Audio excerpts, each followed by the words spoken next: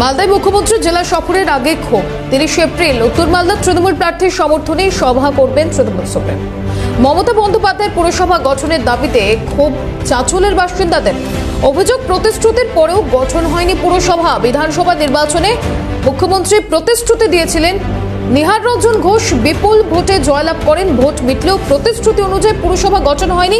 কেন সেই প্রতিশ্রুতি পূরণ করতে পারেনি শাসক দল? বিস্তারিত জানবো। অভিষেক রয়েছে আমাদের সঙ্গে। অভিষেক, ঠিক কি অভিযোগ স্থানীয় বাসিন্দাদের?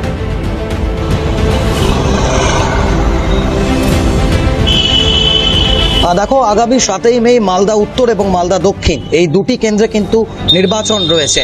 কিন্তু লোকসভা নির্বাচনের আগে কিন্তু চাঁচলের অলিতে গলিতে, চাঁচল শহরে কান পাতলে একটাই কথা শোনা যাচ্ছে, এবং যে ছন্দ ইতিমধ্যে ব্যবহার করা হয়েছে যে উন্নয়নের অলঙ্কারে কিসের এত খাত, পৌরসভার মানচিত্রে চাঁচল কেন বাদ।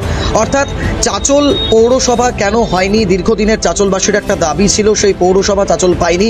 রাজ্যের মুখ্যমন্ত্রী মমতা বন্দ্যোপাধ্যায় বারবার মালদা সফরে এসেছেন, বারবার তিনি ঘোষণা করেছেন চাঁচল পৌরসভা করে দেওয়া হবে, হয়নি। এবং গত বিধানসভা নির্বাচনে বিধায়ক নিহার রঞ্জন ঘোষ তিনি তার হয়ে যখন নির্বাচনী প্রচারে আসেন, মুখ্যমন্ত্রী হরিশ্চন্দ্রপুর অর্থাৎ চাঁচল বিধানসভার হরিশ্চন্দ্রপুরে তিনি জনসভা থেকে বলেছিলেন যে নিহারকে জেতান, চাঁচল পৌরসভা করে দেওয়া হবে। বিধানসভায় নিহার রঞ্জন ঘোষ তিনি জিতেন, এবং তারপরই বিধানসভার পর পঞ্চায়েত নির্বাচন যায়, কিন্তু এখনো পর্যন্ত চাঁচল পৌরসভা হয়নি। এবং প্রশাসনিক সভায় মুখ্যমন্ত্রী পৌরসভার যেটা বিষয় ছিল সেটা পুরোপুরিভাবে নাকচ করে যায়। আবার সেই লোকসভা নির্বাচন, এবং আগামীকাল সেই হরিশ্চন্দ্রপুরের মাটিতে আবার তিনি আসবেন, মুখ্যমন্ত্রী আসবেন। একেবারে সেদিকে আমাদের অবশ্যই নজর থাকবে অভিষেক, এবং আদৌ সেই প্রতিশ্রুতি পূরণ হয় কিনা সেদিকেও নজর থাকবে। আপাতত ধন্যবাদ তোমাকে।